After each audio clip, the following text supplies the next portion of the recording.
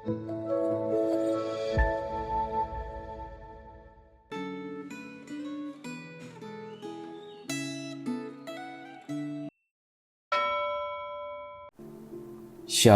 jemaat yang dikasihi oleh Tuhan kita Yesus Kristus. Hari ini tanggal 29 Juli, firman Tuhan berjudul Suara Penjaga dan Hati yang Mendengar. Mari sebelum mendengarkan firman Tuhan, kita kembali berdoa di hadapan Tuhan.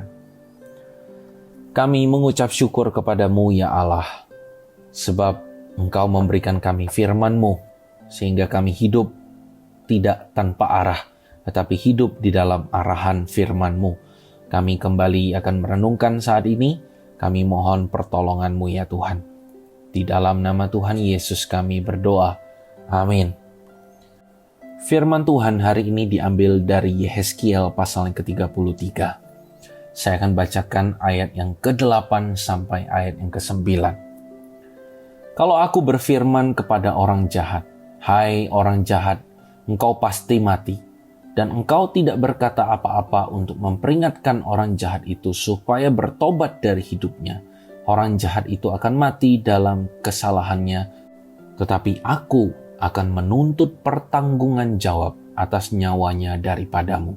Tetapi jikalau engkau memperingatkan orang jahat itu supaya ia bertobat dari hidupnya, tetapi ia tidak mau bertobat, ia akan mati dalam kesalahannya, tetapi engkau telah menyelamatkan nyawamu. Sedemikian jauh bacaan firman Tuhan. Kapal penumpang mewah legendaris, RMS Titanic, adalah kapal berstatus kehormatan tinggi dan kepercayaan besar karena melayani layanan kerajaan. Kapal ini dianggap kokoh dan aman dari berbagai bahaya. Namun pada tanggal 15 April 1912, kapal ini tenggelam setelah menabrak gunung es di Atlantik Utara dan menewaskan lebih dari 1.500 orang. Tragisnya, kapal ini telah menerima beberapa peringatan tentang gunung es di jalurnya. Pesan-pesannya jelas, berulang, dan cukup untuk mengubah arah. Namun semua diabaikan karena dianggap tidak mendesak. Kapal tetap melaju seolah semuanya aman hingga akhirnya menabrak gunung es. Dalam hitungan jam, kapal tenggelam ke dasar laut. Ribuan nyawa hilang. Kehancuran terjadi bukan karena tidak ada peringatan, tetapi karena peringatan disepelekan dan diabaikan. Dalam Yehezkiel pasal 33, Allah memanggil kembali Yehezkiel menjadi penjaga yang harus berjaga dengan waspada, melihat bahaya, dan aktif memberi peringatan. Penjaga bukanlah pengamat pasif, tetapi penyampai peringatan yang serius. Dalam budaya kuno, penjaga adalah garis pertahanan penting. Ia berdiri di menara kota, mengawasi gerak musuh dan bahaya yang mendekat. Jika ia melihat ancaman dan tidak bersuara, kota bisa terancam bahaya.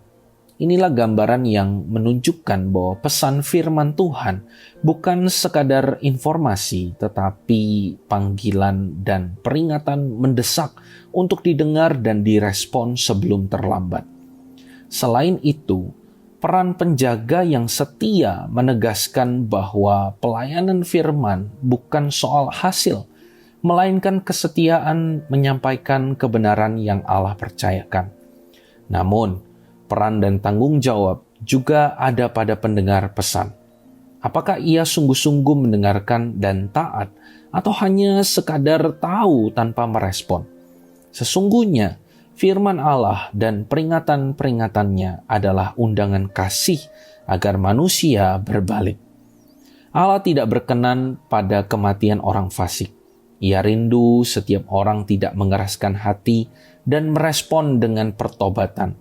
Jadi, di antara suara penjaga dan hati Allah yang penuh belas kasih, manusia tak bisa menghindari tanggung jawab untuk memilih, mendengar dan hidup, atau mengabaikan dan menanggung akibatnya. Tragedi terbesar adalah bila firman Tuhan hanya menjadi nyanyian merdu yang didengar, dinikmati, tetapi tidak ditaati.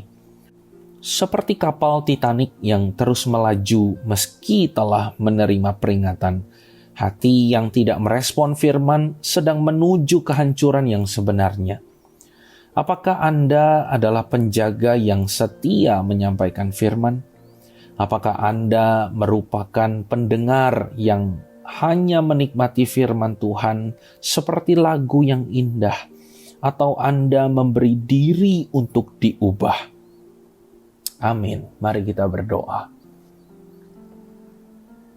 Kami memeriksa diri kami ketika mendengarkan firman Tuhan.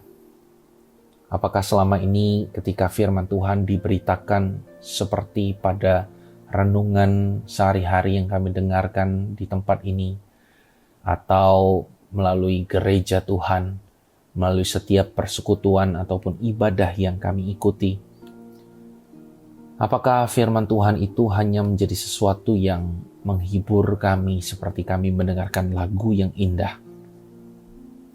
Atau justru kami menangkap isi hati Tuhan melalui firman Tuhan itu yang mungkin juga menegur kami ketika kami mendengarkannya? Tuhan, jikalau hati kami selama ini mengabaikan firman-Mu, kami mohon Engkau juga yang kembali terus mengubahkan hati kami, agar hati kami tidak mati dan mengabaikan terus-menerus akan firman-Mu. Tapi kami mau menjadi hati yang mendengar, memiliki hati yang mau melakukan sungguh-sungguh akan firman Tuhan, bahkan peringatan yang Tuhan berikan kepada kami. Terima kasih ya Tuhan, terpujilah nama-Mu. Di dalam nama Tuhan Yesus kami berdoa. Amin. Kita kembali bersyukur untuk firman Tuhan yang sudah kita dengarkan bersama. Sampai jumpa di renungan selanjutnya. Kiranya Tuhan Yesus memberkati kita sekalian.